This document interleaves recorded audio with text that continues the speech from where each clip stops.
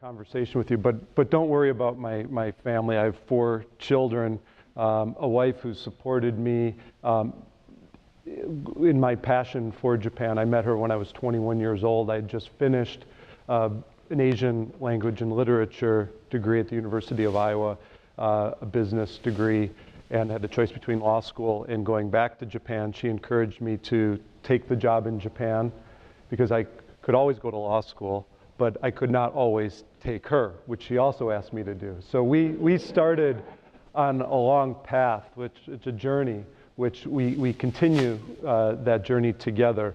After working in Japan in the early 90s, she had a vision that once we had our children, that we would live back in Japan together as a family. Little did I know that that would occur to her after just having twins, our 3rd and 4th child, and that that was the time that we should move to Japan. So we did that in 2008, came back in 2010, and while I've been involved with a lot of organizations, I chaired Sister Cities in Chicago for Mayor Daley. I am on the board of the Japan American Society and on, but I'm really probably most excited, or the most excited I've ever been, by being in front of all of you. We're really at a point in our relationship with Japan to do some extraordinary things. Confucius had an idea that you couldn't create the future unless you understood the past, and that's been said in so many ways. But we're talking about the relationship between Japan and the United States and how to foster culture in the Midwest, again, in the umbrella context of diplomacy. Diplomacy, citizen diplomacy, these are principles that we live by. There's no prescription that you do this, that, or the other thing, but it's engagement. We've already spent 150 plus years learning about Japan and engaging in Japan in many ways, but you are the thought leaders about how we can see the future 5, 10, 15 years out. Maybe the best way to emphasize what I'm trying to say is to tell you a little bit of how Japan came to the Midwest and how it had an effect on all Americans and eventually on the Japanese. In 1893, Chicago hosted a World's Fair. It was one of the largest World's Fairs ever, the Columbian Exposition, in order to honor or celebrate the 400th anniversary of Columbus discovering America. The Japanese, as you know, Japan had been opened up in 1850s. Commodore Perry had come and, of course, engaged Japan in trade because the Nantucket whalers and others needed access to ports, safe harbor in Japan. But if you look at that history between 1853 and 1893, when Chicago hosted that World's Fair, a number of amazing things happened, not only for Japan, but in the Midwest. First of all, Chicago, the Midwest, was still a frontier for America, and they were headed westward. It was the era of manifest destiny. We were just moving out to California. California was new territory, the gold rush, et cetera. But Chicago was a cow town. Although I'm from Chicago and I can say it still is a cow town. It's a global cow town. But in 1853, when Japan was open, Japan eventually came with its first embassy in 1860 to Washington, D.C. Washington, D.C. met with President Buchanan. President Buchanan gave the Japanese ambassadors a watch with his picture on it to bring back to the Emperor of Japan. So that's 1860. The things that were written, and I encourage you to look at how far we've progressed. We were actually talking about Japan, comparing ourselves to Japan, and that we had nothing to learn from Japan. This was what was in our papers in 1860. This is what was being disseminated. Fine. What happens in 1860 is Abraham Lincoln is elected President of the United States. The issue that our country was working on, the divide that occurred, was over slavery and how we treated one another and how we viewed people of other races, other cultures. 1860 was a very important year in Japanese relations. Abraham Lincoln from the Midwest became president. Once the Civil War happened, America disengaged to a degree Japan. In 1872, a mission was set out from Japan, the Iwakura mission. The Iwakura mission traveled 2.5 years around the globe to learn from other cultures. The first stop after leaving Edo Bay, Tokyo Bay, was San Francisco. They made their way by rail to Chicago. So you can imagine it's spring 1872. The Chicago fire had just occurred that previous October. The whole town was flattened by this fire. It was in ashes. We're still 20 years behind 1893. So we have Japan, first time visiting Chicago, sees this city. They had heard about the fire. And what they do is they bring a gift for the women and children, $5,000, which was a lot of money at that time, in gold bullion to give to the Women and Children's Fund. They spent a day and a half and then made their way to the West Coast, or East Coast. And Japan was little more than a memory shortly after that. Japan didn't engage Chicago or the Midwest in any meaningful way until it invested in the 1893 World's Fair. So this is where I really want to start a brief conversation with you. In 1893, Japan had already come out of isolation. It was engaging the world, was embarking upon its first effort to explain itself to the world. It was faced with unequal treaties still. It was trying to show itself as an equal to Western powers. So there was a negotiation that happened. They were, of course, invited to participate in the World's Fair. There were 48 countries that participated, but they were the largest investor in dollars and in effort. They negotiated with the likes of Daniel Burnham, who, as many of you may know, is an architect. He was the chief architect for the World's Fair. And then there was, of course, Frederick Olmsted, who was the landscape architect. They were engaged in discussions with the Japanese dignitaries and ministers of education, agriculture, and so forth about where and how Japan would be placed into this World's Fair. So the end of the negotiations resulted in Japan having a place on an island called the Wooded Island, right behind what is today Museum of Science and Industry. So the focus was to explain two things, or to have two things occur. One, for the world to learn about Japan, and for Japan to explain itself. The first time the full canon of Japanese art was presented. And the second was to invite people to Japan or trade with Japan. Those were the goals. But some of the unintended consequences were that Japan found itself, this building that it created, the Hoden Phoenix Pavilion, in the middle of a conversation that was happening in America. Not only was Japan trying to figure out who it is or who they are in the world, Chicago and America had really the same issue. There was a debate in Chicago as to what kind of architecture the World's Fair should have. There was a debate between Louis Sullivan and Daniel Burnham. What is an American architecture? How should we portray ourselves to the world? Japan's trying to trying to answer that question for itself. It builds the Phoenix Hall, the Hoden, which is based on a 11th century Heian period temple, the Byodo Inn, or Hodo, which some of you may have visited. That's what it decided it would do. Chicago, in working with architects from all around the country, decided that it wanted to as well show that it was equal to Europe. So the dress that Chicago wore was neoclassic architecture. Neoclassic architecture is Greek, Romanesque architecture. You've white pillars. If you go out to any capital in the United States, our own capital in Washington, D.C., you have these white, grand, beautiful buildings based on ancient histories. The debate that was going on in Japan, creating this opportunity for a number of individuals, who I'll name in a moment, was that the United States had this question: what is American architecture? Who are we? A young gentleman named Frank Lloyd Wright, at the age of 25, was working for Louis Sullivan, who was professing what America should be, what its aspirations should be. We're a country of freedom and liberty. We should portray ourselves with an architecture that reflects who we are. We shouldn't copy Europe. We shouldn't take old cultures and simply copy them and put them here in our Midwest. So you have Frank Lloyd Wright, Louis Sullivan, who designed a very unique building, the Transportation Building, which sat across the Phoenix Pavilion. And as that was going up, and as the Japanese craftsmen who came from Japan to build a building that was handcrafted on this wooded island, Frank Lloyd Wright took note. Again, he was 25 years old. He had the question is, what is America? He was reading Walt Whitman, Thoreau, all of these people who were trying to define what America is. So Frank Lloyd Wright noticed something about this building that no one else had noticed, and maybe it was because of the question that he was asking.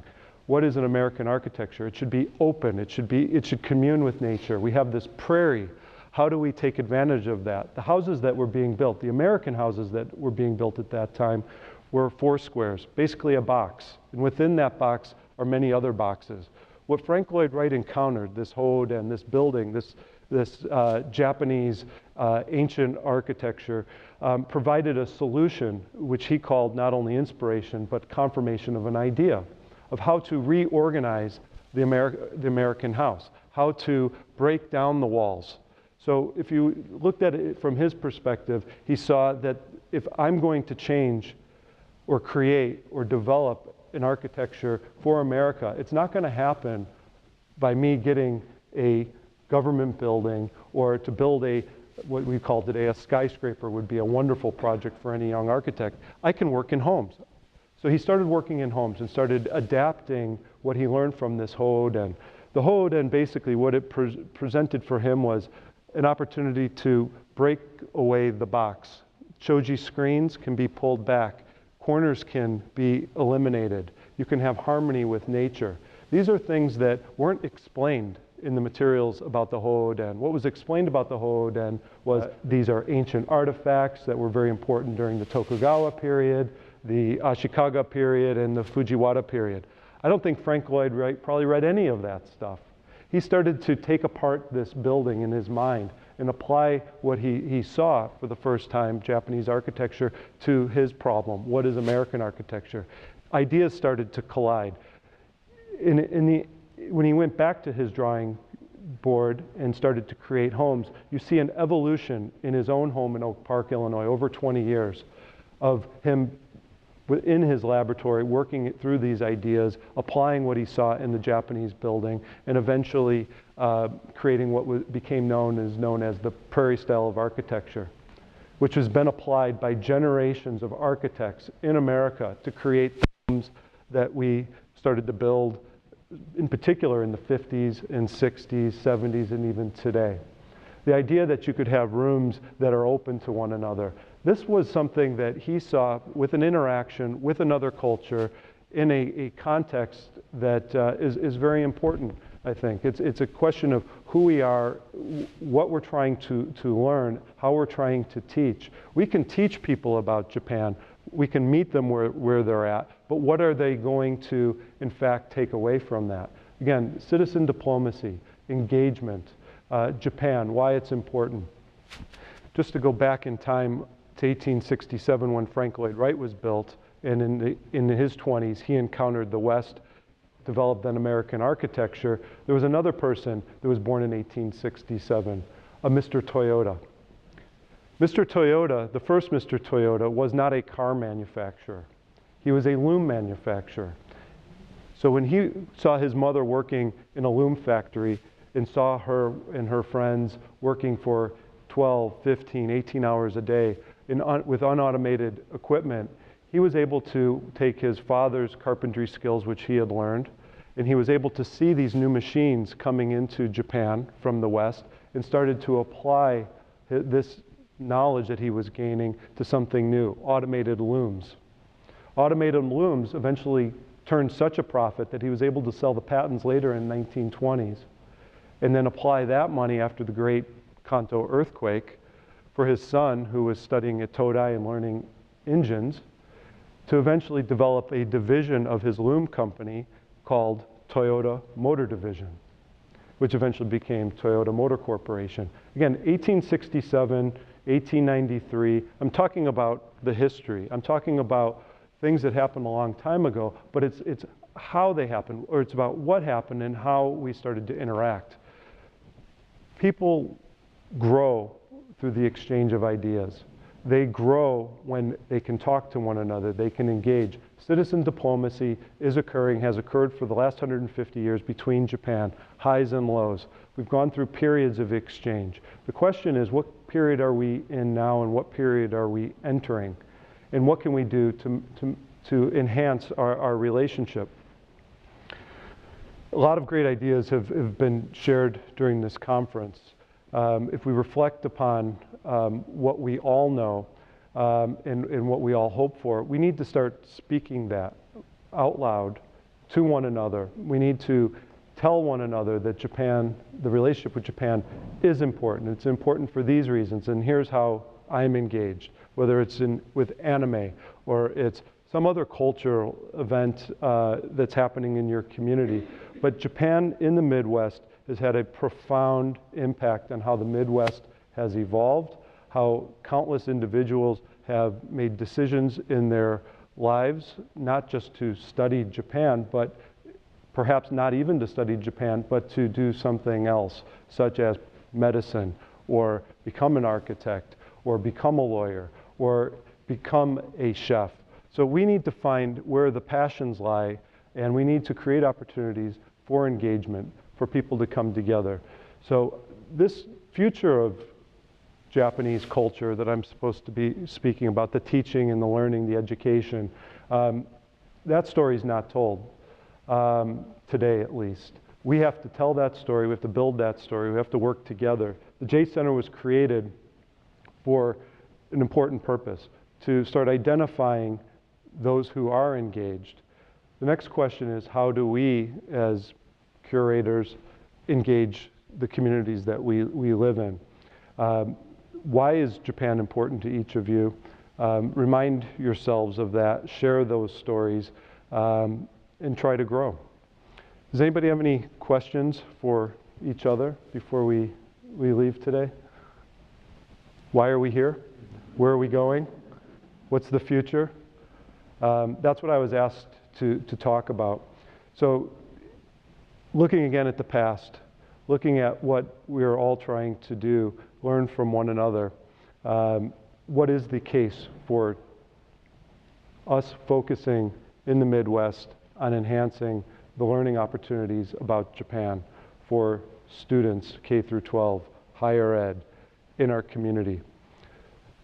The U.S. Japan relationship, while it might not be a strategic language, we know it to be one of the most strategic relationships for many reasons. We need to be advocates for how we grow together. We have 150 years plus of engagement. How can our students, how can our community members engage in Japan, with Japan? Tara Sonnenschein pointed out, and it's been noted several times today, that there was an electrical problem. I was unaware of it on the International Space Station. A Japanese and an American worked to solve that problem. We can be problem solvers together. We can, in the context of citizen diplomacy, start together working more diligently on global issues. Japan has the wherewithal, the United States has the wherewithal.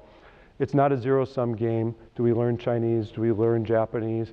We have opportunities to do something very special with Japan that we might not be able to with others until those relationships evolve further. In Asia, Japan offers our young people an opportunity to work with another culture on global issues. We are working on the space station together. We're trying to solve global issues together. We've been focused on how we engage, and the problem that we've defined was, how do we make people more interested in Japan, or how do we get people interested in Japan?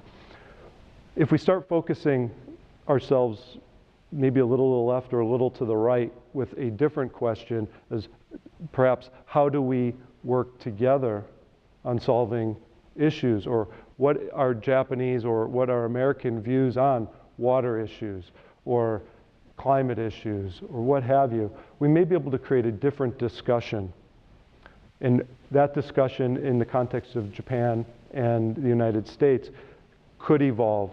So not just learning about anime, kabuki, traditional arts, and the automotive industry. We need to think about what are those opportunities of learning that we can do together, and how do we do that? So I think the J Center focus may be one that evolves, but it has to be a big idea. We have so many people engaged, but we now can create a community, a collective that can discuss this. Matt, thank you, and thank you. The work that you have done to bring this together and bring all of us to Des Moines. I hope that it happens again. I hope it happens again soon. Thank you very much for the opportunity to speak today. I'm very excited about the future and look forward to working with all of you. Thank you.